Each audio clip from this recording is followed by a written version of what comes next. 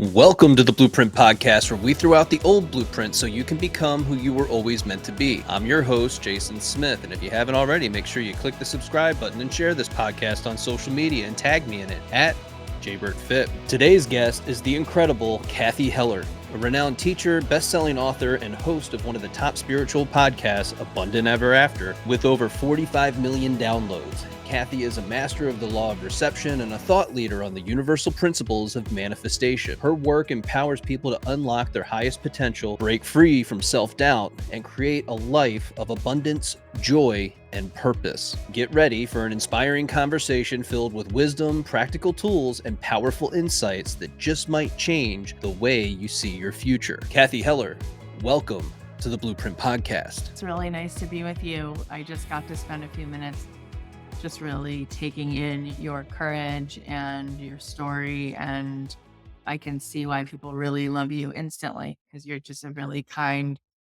very humble person. Thank you for that. That's unexpected. You're going to make me cry in the very beginning. That's not cool. Don't do that. And that's what I think is really great about your book is the fact that it came to me in a time period of my life where I'm struggling through some of my own challenges with creating a business and building wealth and then creating that relationship, a better relationship with what that actually means. Like, how can I bring in this abundance? How can I allow myself to feel that it's even okay to have any of that? And so I'm going to ask you for the first question is just what was your inspiration for writing Abundant Ever After? And what do you want readers to take away from it? It's a beautiful question. The reason I wanted to write this book with this message is because having done my podcast for 8 years and spoken to many people, the thing that always comes up is that people want an abundant life. They want to have more material wealth. They want to be thriving. And I think that's not a bad thing. I think it's because your soul knows that you were designed to thrive. I think every redwood tree is designed to thrive. Every eagle is designed to soar. There's nothing in nature that's designed to be in lack, right? Everybody wants to create abundance in their life. And I wanted to write this book because I had a hypothesis of what I believe is the way to create that.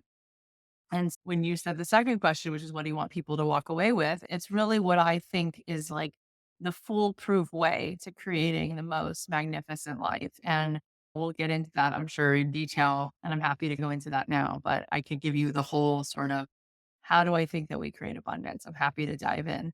Yeah, and we absolutely will. But with what you just said, I think a lot of people we think it's not available to us. Like the Right. abundance just isn't there because we don't have access to it. We can't see it. Yet for a lot of people, you have this innate burning desire and you know that it exists. And you hear a lot of people say it exists because future you actually already has that. And even though you might not see a path to it yet, there is that potential that's existing and it's nudging you in that direction to build and cultivate that for yourself. Yeah. If I was holding up right now a tiny little olive tree that was just like a sprout in a tiny little pot or little like pot, then there is a knowing in that plant that it's meant to outgrow that pot. Not from a place of wanting more than it should want, but from a place of living into its design, right? It's designed to outgrow that pot and find a place in the earth and take root and really spring forth an abundance from itself. So are we. So it's not what's wrong with you that makes you think that you're designed to have more. It's what's right with you. And all of us are wired to actually receive an unlimited amount because each of us is a part of the collective whole. And every time one of us is thriving, it actually gives life to the rest of the collective. Like if you were to look at a garden and you were to see a plant that was growing weeds, anyone who knows anything about gardening would very quickly try to correct that because it would eventually bring that same kind of overgrown like disease to the rest of the garden. But conversely, if there was something in the garden that was alive and pollinated and beautiful, it's going to give life to the entire ecosystem. And so too, if I were to be thriving and I walk down my street and I'm feeling good and I'm like just this person who's beaming energy and goodwill and love, it affects my neighborhood. If there was somebody at the end of my block who felt horrible and eventually created a meth lab in his backyard, like that also would eventually affect the whole neighborhood because we're all one. And if I were to design my house and upgrade it and make it more valuable and paint it and make the whole front of it gorgeous, I would immediately have just made my neighbor's house go up in value, right? Because it's literally all oneness. And so money and any resource, whether it's love in your life, whatever the blessing is, it's meant to become what is a possibility then. It opens up possibility for everyone around you. And so the more that we receive, the more we give. The more we receive, the more we give. And that infinity sign, it goes like this, like a figure eight around and around. Because just like blood pumping blood, the heart pumps blood to the heart takes in fully and then fully gives it back to the body. And every single time any one of us has a full cup, then that joy that you bring into Starbucks, you just made somebody else's day better because you're in overflow. So we're meant to be in overflow, and whatever resource we have, whatever energy we have, whatever goodness we have, becomes a blessing, not just to us, but becomes a blessing to the world. And so, on behalf of the world, why would you want to have less when you could be showing the way and paving the way and providing so much to the rest of us by fully standing in your most abundant self? I think for a lot of us, we become conditioned to a certain way of being. And when my cup starts to get filled, it makes other people feel like I'm taking too much, or it bothers them in some way. It actually makes them feel worse to see someone else be successful that came from similar circumstances from where they came from. Why do you think that is? Yeah, it's because if you're coming from the place of your ego, all right? You're coming from lack, you're coming from your story about yourself being unworthy, and you see somebody else thriving, then it's very triggering because you think, how dare they feel worthy? Because I don't. It's very confronting, right? But maybe you triggering someone is a blessing. About 4 years ago during COVID, a friend of mine, she made a declaration that she was going to get off Instagram for 6 months. And I saw her say this on Instagram and I love those. Yeah. I took my phone and I threw my phone against the wall because I was so mad at her. Like, how does she get off Instagram? Like, we're both podcasters, we're both breadwinners in our family. How does she get to take a break? And then I realized, oh, she's not doing something wrong. She's triggering me because I'm thinking, who the hell is she to give herself permission that I want to give myself? And then I decided, you know what? I have 3 kids at home. There's COVID. My husband's mom was dying. I'm like, I'm also going to get off Instagram. And I thanked her for triggering me because her giving herself a permission slip, I was like, good for you. I'm going to give that permission slip to myself. So that's why. It's because at the end of the day, our real power is our spiritual power, right? The most impressive person is not the person with the most money. The most impressive person is the person who's the most loving, who's the most creative, who, when they come into a room, everybody else feels tapped in and turned on all of a sudden. Everybody feels so awake. So when you come from that kind of place, you're encouraging other people. When you're really tapped in to who you really are and you see somebody else thriving, if anything, you're just inspired. It's only the moments where we're not in our spiritual power. We're in our mind, we're in our amygdala, that story, that lack, that cortisol, that stress that feels so gross, right? And that's what the mind does. That's why people like going on mushrooms. I've never done mushrooms, but what I've learned about the science of it is that it quiets your amygdala, it turns off your fear story and opens up your third eye so you go into oneness consciousness. The beauty of the book I wrote and what I'm trying to share in the book is that you can move into that oneness consciousness instantly. You don't need to do mushrooms to do that. You could start noticing your thoughts. You can start putting your feet in the ground and taking walks in nature. You can start rewiring the program, the software in your mind. And eventually, you don't even find it compelling.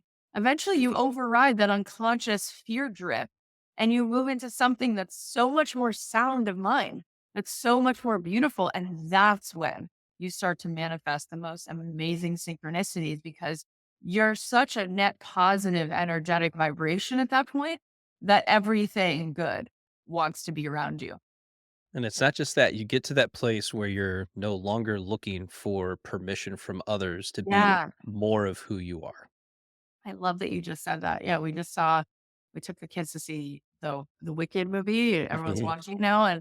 We've all seen Wizard of Oz, and it really is so cliche because the things that are most cliche are the most true. And the things that are most cliche are the things that we just don't get the message. So we have to hear it all the time. But there is no Wizard of Oz. You are the wizard. I say to people in this book, like, you are the mystic. Like, you have the power inside of yourself to tap in and turn on flow state. Like, Michelangelo was in flow state. Michael Jordan was in flow state. Tom Petty was in flow state. They all had different gifts, but they got into flow.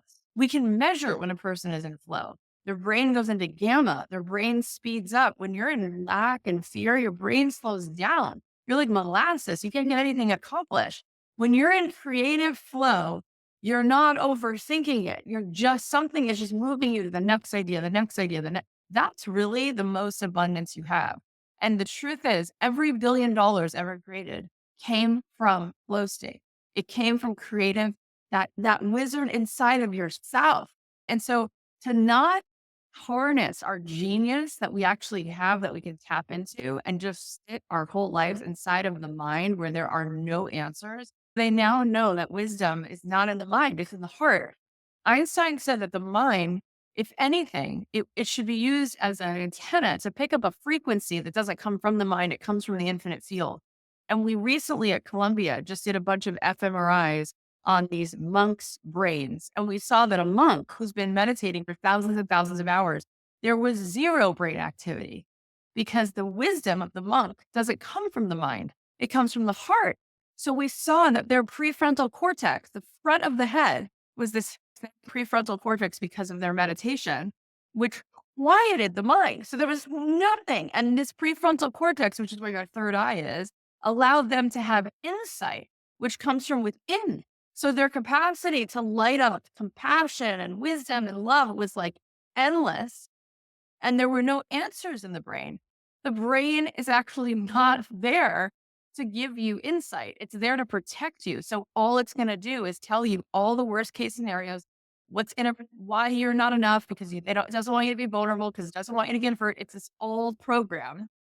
And it's so limiting because we've all come from parents and grandparents and their problems and what they passed down. And the mind is the software chip, and you're running that program. You can rewrite that program. That program is not even you.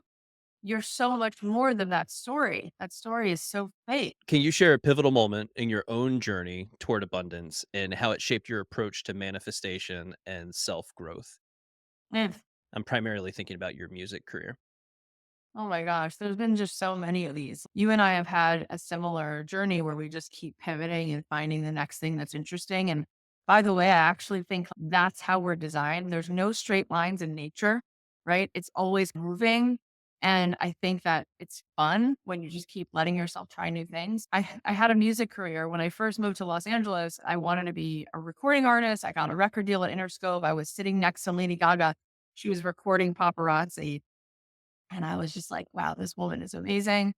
And later on, I got dropped from that record label. And then a friend of mine was like, now it's time to become an adult and give up on your dream, as if this was like being responsible. That's not going to happen. So you have to get a real job, right? It's so funny, these stories that people tell you. So I said to her, what's a real job? She's like, you can work in real estate because those people make a lot of money. So, as fate would have it, the next day I was standing in line at the Cheesecake Factory and there was a man standing in front of me. And he's like, you have a really good personality. And we start talking. And he's like, why don't you come work for me? I sell $100 million shopping centers. I work in commercial real estate. I'm like, oh, my friend just said that to me yesterday. I know nothing about it, but I'll come work for you. So I go work for this billionaire. And he and I would just have these like long philosophical conversations. And he thought I was really cool. And I thought he was cool. I liked his wife. I liked their little dog. I liked his daughter. And he's, oh my gosh, I just love having you around the house. Like, we're going to teach you the ropes. And I start making a couple $100,000. And I'm like, wow, this is a lot of money for a 25-year-old. And 2 years later, I saw myself inside of the mirrored elevator doors. And I'm looking at myself going up to this office with my like double breasted suit and my high heel. And I'm like, who is that girl? And I started crying. I was like, I came out here with a guitar in my hand. I came out here to be a songwriter. And now I've like sold out. I've sold my soul because I can eat spicy tuna rolls. I could afford it. This isn't that interesting. Like some people are so poor, all they have is money. Like I didn't feel like I was being authentic. So I went to him and said, I'm going to quit. And he was very supportive. And he's like, follow your dreams. And then quickly I was like, wait, what did I do? My parents have been divorced since I was a kid. I don't have any money. My parents have no money to give me. What am I thinking? And then my grandmother used to say that necessity is the mother of invention. So I started to ask better questions. Is there any other way that I can make music without being a recording artist? And I found an article on Google that talked about licensing music to TV shows. I was like, wait, I never thought of that. So that became my focus. I started calling ad agencies and film studios and TV networks and asking them, can I write a song for your show? Can I write a song for your ad? Can I write a song for your movie? And funny enough, the cold calling I had done for real estate actually made me feel very fearless making these phone calls. I was calling people with net worths of $500 million asking if they wanted to take a meeting about a shopping center that they would wanted to sell them. So it was so much easier to then just call an ad agency and say, do you have an ad I can write for Pepsi? And I wound up becoming really successful at that. And I was making, as a songwriter, probably 300 grand a year. And my friends were like, how are you doing that? Like, I'm just doing what you guys didn't think to do. Instead of taking out a hat on a subway platform and playing 3 songs, I'm using the same time in my day to make calls that you probably would be scared to make. And it's what you said before.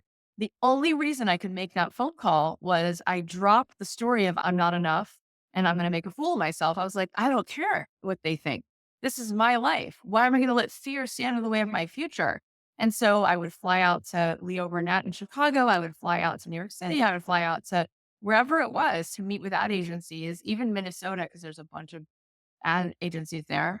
I wrote songs for Target and McDonald's. And then 10 years later, 10 years of doing that, I had 3 kids by then. And I thought I was like the happiest person in the world because I beat the system. I started teaching songwriters how they could do that. And so songwriters would come over one on one. Next thing I know, a friend was like, why don't you do this online? So I'm like, online? I don't have an online presence to speak of, but I taught a class online on Zoom before people even knew what Zoom was in 2015. It was called Six Figure Songwriting. I made $2 million teaching that class in the first year. I was charging $1,000. Some hundreds of songwriters were like, I want you to tell me because it's your real live. And I remember thinking the day before I decided to do that class, why am I teaching this class? I'm not Taylor Swift. I'm not Lady Gaga. So, but they're not teaching it. This is what I do. I might not be a household name, but I'm like a person who's actually doing this over and over. So I started that class, couldn't believe the results, started helping so many songwriters get their songs out. And then one of the songwriters in the class said to me, you should start a podcast. My husband works for Adam Carolla and you have such a good personality. So I'm 45. So when I was 37, I started a podcast and I had 3 kids at this time, 3 little kids, toddlers. Started the podcast. It was called Don't Keep Your Day Job. It was about how you don't have to do something you hate that sucks. You can actually get paid to do something you love. Even if you're not Beyonce, you could still make some money doing the thing you like. And I wanted to show people there was that middle ground and the podcast did well. And then once we hit 40 million downloads, we switched it into the new podcast, which is called Abundant Ever After, which we've been doing for 3 years about what's really underneath. How do you get to flow state? How do you get to that place where you can make those phone calls? You're not afraid. You can write the songs. You're just allowing stuff to flow through you. And so that's a little bit been about the songwriting journey and how it led me to here. Yeah, it's all about the pivot and knowing when to pivot, but being able to access that within yourself because I think a lot of us will get stuck in a particular scenario or think that we're stuck. And so we just keep going because it's the next logical step. This is a safe play. This is what I should be doing. We look at it from that standpoint of you need to grow up or get that real job and because it's what everybody else is doing. So what gives you the grit to be able to make that pivot and to know that it's the right thing for you? When I was growing up, my mom suffered from severe depression and tried to end her life a couple times. And my dad left, and she was just never able to function really. And she still suffers that way, like literally doesn't leave the house. She's one of those stories of a person who's such a deep soul, and yet her whole life is the TV and the couch. And I think that really, in a way, was like a very powerful teacher because it gave me this is what you don't want to happen. You want to be the opposite. You want to feel so filled with life. If you go to a gym and you build muscle, sometimes you're pushing against something, right? And it's the pushing against something that actually allows you to soar like a phoenix. So I think that just the sheer sadness and abandonment and pain that happened in my childhood gave me the drive to push against it and to say, no, life is not designed for people to be that miserable. Life is designed for us to thrive. And I'm going to be 100% all in on that. I love that. All in. I Hmm. think it's something that it's definitely a skill that you have to build. And it's by doing those small things over a long period of time and having those small successes that allow you to get to that place that you're willing to step into that arena and actually do that. How can someone recognize when their ego is running the show and shift their mindset into abundance into their life? It's such a great question because I think we're all going unconscious some of the day when the ego kind of takes hold and either tells you, nah, you're not really going to work out today. Come on, it's too hard. Sit down, don't go. Or no, why don't you pick a fight with your spouse? Or no, the ego just shows up quite often. And that's why I think it is really important to begin to practice noticing it. Fear is so boring. It just lulls you to sleep. And I think when you're not in ego, when you're feeling inspired. There have been days where I've had no sleep and I have more energy than ever because energy doesn't come from sleep. It comes from your state of being. And so I think that I actually used to do this. I don't do it anymore because it's now like routine, but I used to set a little reminder on my phone that would pop up and say, check in. Are you conscious? Yeah. Right? Have you become unconscious? And I've learned so much about the brain and how when you wake up in the morning, it replays the same thoughts that it sent to you yesterday. And what's really scary about that is not just that you'll think what you thought yesterday, but it'll make you feel what you felt yesterday because thoughts create feelings. Some thoughts make you feel alive. Some thoughts make you feel terrible. Some thoughts create serotonin in the brain and body. Some thoughts create cortisol, which is more addictive than nicotine. So if you're waking up thinking what you thought yesterday and those thoughts are really heavy, that means you're going to feel biologically the way you felt yesterday, which actually can make you feel pretty sick. And after a while, you don't even recognize your life anymore. And the opposite is also true. And so I try to teach people like a really simple meditation practice. I'll say the same way that you select your clothes every day, I want you to take 90 seconds and select how do I want to feel today? How do I want to feel? Do I want to feel like ease, joy, spontaneity? And then I want you to close your eyes and like picture yourself going through your day feeling ease. What would it feel like? What would it look like? And you're in charge now, not your unconscious program. You become the mind. And it works.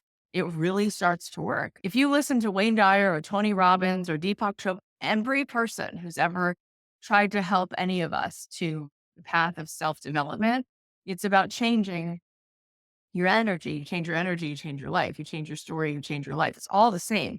So many different practices can get you there. But I think we don't recognize how a tiny little shift, if you were on a boat and you shift 2 degrees and you keep going, you don't wind up 2 degrees from where you would have been. You wind up in a different continent. That's how different the flight path becomes when you just change course 2 degrees. So if you can change your state of mind 2 degrees in the morning, you're going to wind up with a very different day. And then you won't relive Groundhog Day every day because it's Groundhog Day. If you think the way you thought and you feel what you felt, then you're going to do what you did. And your results become a pattern based on how you think and how you feel. It creates what you do and then what the results of your life look like, your health, your wealth, your relationships. So we have to change how we feel and tap into something that's much more awake and conscious. And just that's why I wrote the book, because we don't recognize how unconscious we are going through our life and then creating the same result of something that just, it feels like it's the story of this old self. And one thing I'll just say is when I meditate for real, if I sit down and do a 10-minute meditation, a 20-minute meditation, my goal is to access the part of me that is nobody, nowhere, in no time. not this story, not this somebody identity that I've been carrying around. When I say nobody, nowhere, and no time, it's like connecting to the part of me that's so much bigger than time, my soul, part of me that comes from God, the part of me that can really create, the part of me that really is connected to the source of all, right? It doesn't care about the little story of where I grew up or what my parents went through. It's like my consciousness, my who I really am. That's the part of you that can create an unlimited life because that's the part of you that's not creating from this small, tiny little self that doesn't feel worthy to create anything. Do you ever imagine that your consciousness is actually someplace else, that it's non-local and you're actually just trying to pull things from the ether? 100%. And it's not local. Yeah. I love that you can perceive that, but Yeah. it's not local. It's just an Um, avatar. Yeah. it is. It really actually is. It's interesting. Like Einstein said that the world is not made of three dimensions, but he said that the eyeball only sees things in three dimensions. So it's a lie. Because if you really could see the way certain instruments, certain things in a lab could show you that the world is actually made of 10 dimensions, you're thinking that everything is local and separate and all of this. And really, it's this one geometric pattern. If you were to actually see the world as it actually is, you would be amazed that your body, while you're sleeping, is tracking the circadian rhythm of the sun, moon, and stars. It knows what's happening so much light years away from you. How? Because it's actually connected, it's plugged into all that. So your mind story is such a lie because it keeps you so limited when, whether you know it or not, you're completely connected to something that's so beyond space and time. I say to people, how long is a day on Earth? They're like 24 hours. Like, Yeah. great. How long is a day on Jupiter? They're like, I never thought that question. I don't even know the answer. I'm like, the answer is 9 hours and 58 minutes. And I'm like, how long is a day outside of this solar system? The answer is it evaporates. There's no time. There's no time. So if you pull back, if you zoom out from the creator's perspective, from God's perspective, the past, present, and future is happening when? Now. Time has been collapsed, right? Einstein could see this. He perceived this, which means you can be ahead of your time. You can make a quantum leap. Like you said, your future, your soul already knows your past, present, and future. It's only operating from a place where it's all already happening now. Now.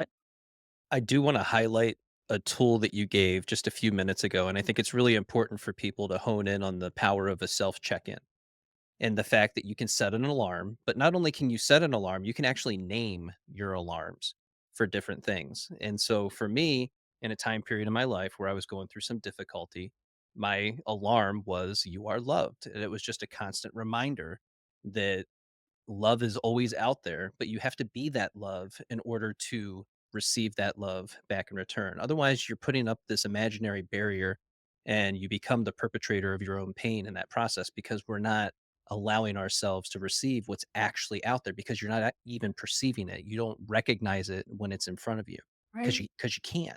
Honestly, that was the biggest gift that I received in my life. When I graduated from college, I went on this trip to Jerusalem for 3 weeks and I thought I was going to leave. And then I just kept extending my trip and I was there for 3 years. And what was so powerful to me was this idea of love, because in my household, love was something that really didn't exist. Like you can call it love, but is it love if it walks out the door and never comes back? That's not really unconditional. Is it love if it's such neediness that if you leave, I'm going to kill myself? Was that love? What is love? I don't get it. Right. So when I was living in Israel and I met these amazing people and I was living with this rabbi and his wife and their 7 children, they were so unconditionally plugged in. They were so loving. They were so kind. And I said to them, I can't believe you're letting me stay here. I was 21. It's not like I had any clout. I wasn't bringing them anything. I wasn't bringing them money. I wasn't bringing them prestige. I was just like a girl that they met walking in Jerusalem and they were like, oh, you can stay with us. And they just kept extending how long they could stay. And they didn't have a lot. They had so little. They had 7 children and 2 bedrooms and everybody was so happy. And I couldn't believe it. And I remember saying to the rabbi, why is this? And he said, because love is not earnable. Love is a gift. And I said, "Does God need me to do things to be loved?" And he was like, "No." He said, If God was like the sun, you'd be a ray of that light." He said, "You are a masterpiece, a piece of the master, and you are a vehicle for God's light in the world. And so you are loved, and you not only that, but you carry a love that's more powerful than what you could even know, because it's a love that's greater than, it's not from you, right? It's from, but you can carry it into the world. It's like electricity. Electricity, our bodies are the light bulb, our soul is the light, and God is lighting that lamp. And we're all connected in that. Everybody has that capacity, but some people, they're in resistance mode. They turn that off, and then they don't allow themselves to literally be this like walking portal of love. And something really crazy happened. I went to a lab at UC San Diego, and I was looking at, this scientist was showing me pancreatic cancer cells in an incubator. And then they brought in 10 meditators, and then we left the room and we came back in, and the meditators, these monks were meditating love into this lab, and they changed the pancreatic cancer cells, because that's what love does. Love is a creative force, and it opens hearts and it heals. It's amazing. So he said that the people at the lab were actually getting stressed out about this experiment, because what does it mean if that's true? How much more power could people tap into? They would need less pharmaceuticals, and then that'd be a problem for the pharmaceutical industry. And I'm not saying you don't need any pharmaceuticals. I took a Tylenol earlier because had a headache. But I am making the case that there is a power inside of us that literally is the most impressive thing. Like, people tell me all the time how they don't think they're enough. I'm like, the most impressive thing anyway is not what grades you got in school or how much money you have. It's how much compassion, empathy, passion, and creativity you have. And you have that in spades. You're just not allowing it to show up, but it's in you. And when you walk in a room and you're loving and passionate and creative, it's, of course you're going to manifest as much money as you want, because that's the 3D version of the energy that you're not even realizing you can harness in space. Yeah, another tool I want to give people here that I found useful for myself were post-it notes up on a mirror of all the things that I would like to become. Who I believe that I am now and who I'm capable of becoming is a Oh, word I often use. And one of the reminders that I gave myself was that I'm still a part of the ocean. And it goes back to that place of being love and being able to love others in that same, and just recognizing that you are part of a greater whole, a greater collective. And even though you believe that it's completely outside of you, that the only way I can get love, I have to get it. It's something that I have to get. I have to run someplace. I have to find somebody. And that somebody is going to complete me. But it doesn't work that way, because you have to be able to give that love, like you said, in spades, in order to then also receive it or be able to even see it. it's so fascinating how it is so pervasive, this idea that everything that we could ever want is somewhere outside of us. And that is the biggest lie. I think about my grandmother who came from nothing. And yet I would go to the grocery store with her, and she would ask the checkout person, "Have you had a hug today?" And then they would look at her like she was crazy. And then she was like, "No, really, like, I'm giving you a hug." And then people would literally cry because she really meant it. And she was so abundant in those moments. And then things would happen to her, like people would just pay for her groceries, or they would say, "You know what? This one's on me." It's like, why? Because she wasn't asking for that. She was bringing it. Like, Yeah. we bring the love. Think about, I had to get my car serviced a couple weeks ago, and I get there and they have this amazing coffee maker machine. So I'm like using the machine. I'm like, this is fine. And then there's a woman sitting next to me, and she was so angry that she couldn't get to work because the car was going to take so long to get fixed. And I said, maybe God just wants to give you a day off. And then she started crying. She's, "I'm so overworked. I'm so tired. I didn't look at it that way." I said, here you are. You have air conditioning. You have a phone. You can listen to podcasts. You can't do anything about it. They're going to work on the phone for all these hours. What if you're being forced to slow down and not work today? She was like, "I can't believe you just said that." I'm like, and then I realized how even in the car service place, I can have a good time, because when you realize that you can bring love, you become so lit up. You're just like, oh my God, all day long. It's like being in a video game and collecting gold coins. It's so easy to make someone feel good. It's so easy to give somebody back a feeling of vitality. I was at a sushi restaurant. This is just a fun story. My dad died in July, and I spent a few weeks in hospice with him, and then the funeral, and it was a pretty depressing but beautiful, heartbreaking but beautiful sort of few weeks. And then my kids wanted to go to a movie to see the Minions movie, so we go out to dinner right before the movie, and I wasn't feeling like myself. So I thought to myself, no, look for a moment where you could give love to a stranger because it'll make you feel great. So I turned to the couple that's sitting next to me and I said, can I buy you guys dessert? And she's, oh my God, that's so nice. I was like, I'm buying you guys dessert. So she says, give me your telephone number so we can stay in touch. I'm like, fine. So I leave and I say to her, were you guys on a first date? You looked really cute. She texts me. She's like, thank you for the dessert, blah, blah, blah. And she goes, yeah, that was a first date. And she said, I wanted to thank you because I'm a widow, she said. And that was the first date I've been on in 5 years since my husband died. And she said, when you bought me the dessert, it felt like a wink from the universe. Like it's safe to date again and love again. And I said, well, that's really fascinating and beautiful. And I said, my dad just died on July 3rd. And I said, this is the first time I went out since then. And I actually wanted to do something nice for you because it made me feel better. And then she said, oh, funny enough, my husband died on July 3rd, 5 years ago. And I'm telling you that the amount of stories in my life that happened like that, it's insane. That's When I first moved to LA, I was looking at this apartment and I told the lady it's a little out of my price range. And we're walking down the stairs to the sidewalk. And this woman who's like probably 70 years old walks over to me. She's, are you going to rent that apartment? And I'm like, I don't know. It's a little out of my price range, but I'm thinking about it. She said, every girl who rents that apartment moves out at the end of the year because they keep getting engaged. So there's really good luck. So I said, okay, I'll take it. And that woman walked away. She must have lived in the building somewhere. And it turned out that my husband is her son. And what? I wound up meeting her son and because he would come visit her. And it's crazy. But I'm just telling you, my whole life is like that.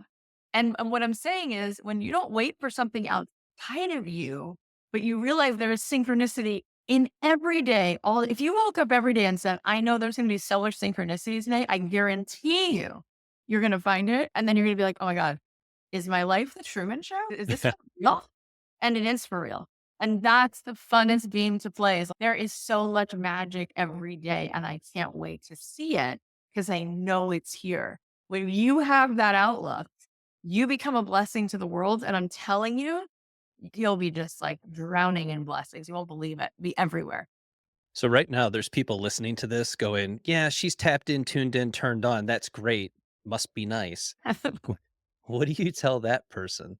Here's the thing. When I ask people what you want to manifest in your life, most people make a list for me and they say $10 million, a beautiful house, a new relationship, and all of that.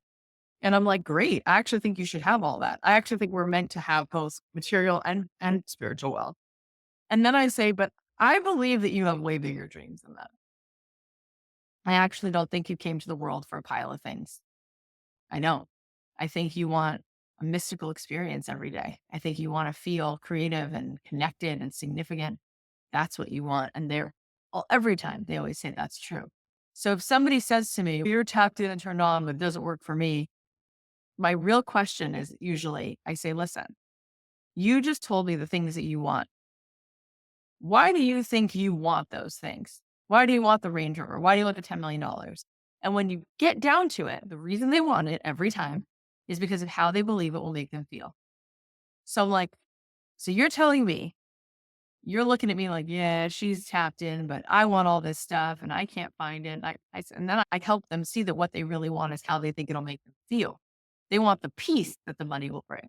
Yeah. They want the feeling of abundance that they're going to feel. They want the feeling of love that they're going to feel when they finally find this person, right? They think it's going to come from that. Safety, security. So then I say, why would you wait for something to happen to make you feel that good when you could feel that good right now? What? Why wouldn't you just feel that good? And it's so interesting. It's because we are addicted to feeling like crap. Cortisol is literally addictive. It's more addictive than nicotine. Your body starts to feed off of it. And it says, don't you dare go to the gym and feel good. Not today. Do it tomorrow. I like this cortisol. Don't you dare fall in love. That's going to feel too vulnerable. Don't you do that. That's not safe. Stay with the cortisol. Stay with the cortisol. Literally. And you have, just like you have to get your body off of sugar sometimes, you have to get yourself off that cortisol and say, no, I'm done feeling bad. I'm done. I want to feel that good. I want to actually feel that good now. And every year I usually go away for a silent meditation retreat for a week. And I come back and I feel the best that I have felt. And I feel so alive.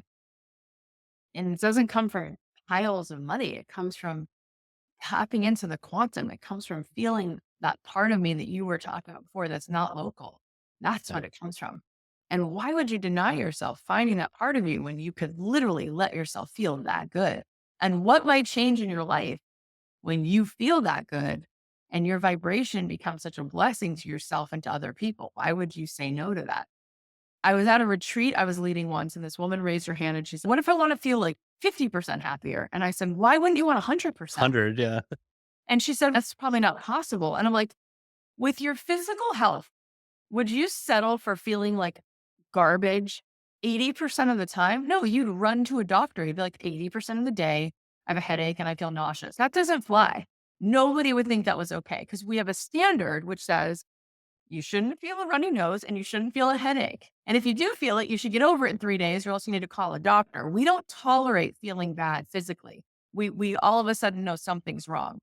But if we have a low mental state, we say, oh, that's just normal. That's not true. Who's benefiting? It's because we think we're being irresponsible. If we feel joy, we think we're somehow robbing someone down the street of feeling good if we're feeling good. Like people will be happy to post that they're eating healthier and they'll declare to other people, look, I'm being so healthy because they want to inspire other people to be healthy.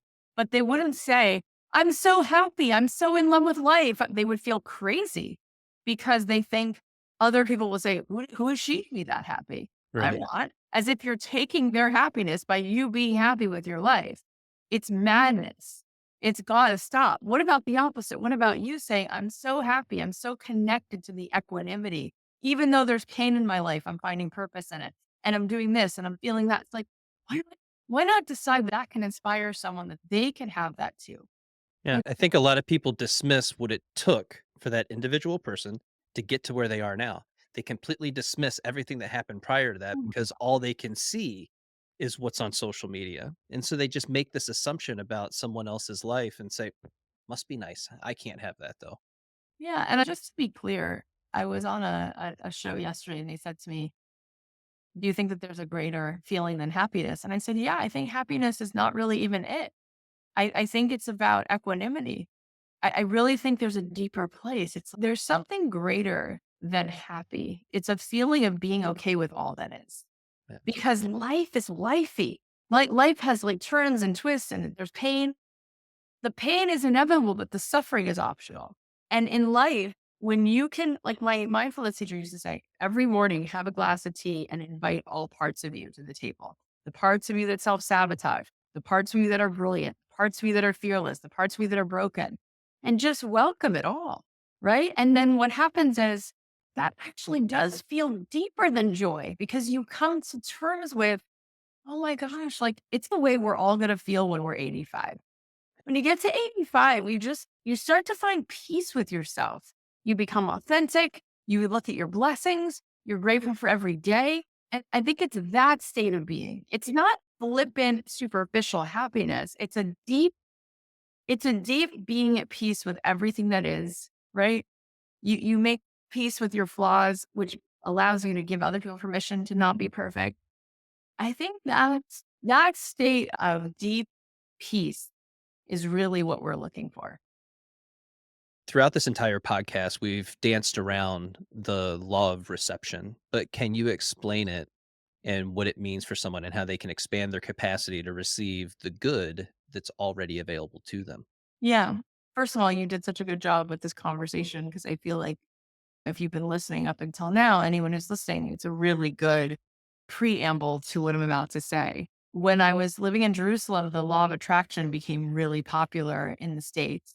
and people were watching The Secret and all of that. And my rabbi said, I want you to understand from a Jewish perspective, we wouldn't say the law of attraction, we would say the law of reception. And I said, oh, why would you say the law of reception? And he said, because the word Kabbalah, literally that Hebrew word means to receive. And so that's the job of each of us on the planet is to receive as much as possible. And then I started understanding like a light bulb, some light bulbs can receive 45 watts, some light bulbs can receive 75 watts. And the idea is how much light can you actually receive, right? How much electricity can you receive? And so he gave this metaphor of a radio. And he said, if you turn on a radio, you would hear music. And then the next question I would ask you is, where on earth was the music before you turned on the radio? And I thought, I've never thought of that. And he said, the only answer is that it was already here, hidden in plain sight, but you needed a certain frequency to unearth it, to be able to hear it. And then he said, and with that same radio, you could go station by station, and then different songs that were all hidden in plain sight can become your experience. And so he said, that's actually how life works. It's already here, it's already done. Everything is an escrow for you. The name of the game is, where is your frequency tuned? Because that will determine what you've actually received based on what you're tuned to, which is why, how did you and I meet? Same frequency. How did I meet Mark Groves, which is how you heard me? Same frequency. How did I meet my husband? Same frequency. Your frequency determines. That's why when people say to each other, we're really on the same wavelength, the Yeah. answer is yes, legit. And so you don't change your life by wearing better clothes or having more impressive things to say on your resume. It's your energy that will tune the dial to a totally different quantum leap in your life.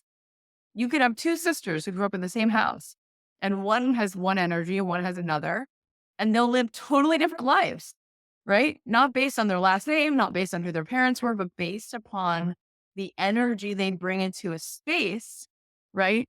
And that's what's so cool is that if we just continue to manipulate our own energy and bring it to a place that's very awake and receptive and loving and wise, the most amazing things show up in your life. And as we bring this to a close, can you tell us the Christmas lights story? Ugh. I love Christmas.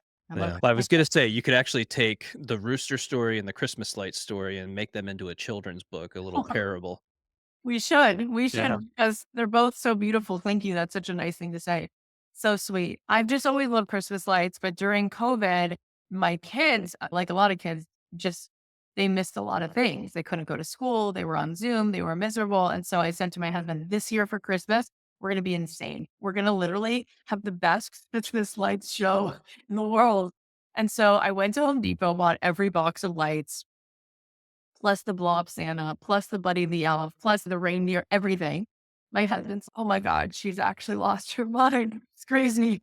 So I buy all this stuff. And then he keeps saying to me as these two sweet guys are like putting the lights out for days, December like 19th and 20th, quickly putting them up. He's, it's not going to work. It's not going to work. I'm like, you're so negative. You're so negative. He's, I'm just telling you, you're not listening because you're moving so fast and you always move so fast. It's not going to work. So I'm like, he's so down on my dream. Sure enough, we go to turn on the lights and he was right. But I couldn't figure out what was happening. So we kept trying and trying again. And where were all these lights? We spent all this money on these lights. And then I go inside the house, all the lights are off, the refrigerator's off, the computer's off. I'm like, what's happening? And he's, come with me. So we go into the garage with the two guys that helped me put the lights on. And he opens up the breaker and he goes, you literally don't have enough on the breaker to hold the light. He goes, it's a simple mathematical equation. Look at all the boxes and add up the wattage on every box. It's written how many watts. And now look how many watts you have on the breaker. He goes, that's why I told you it wouldn't work. The only way this would have worked is if days before you would have called an electrician and if you would have added to the breaker, then you would have been able to pull more power. And I thought, that is such an amazing metaphor for what I'm trying to teach. when we are coming from the mind, where we started this episode talking about the little self and all the negatives, we don't have any power to hold and receive the most beautiful life, the most beautiful love in our life. Even if we had love come in our life, we'd just sabotage it. We'd blow a fuse, so to speak.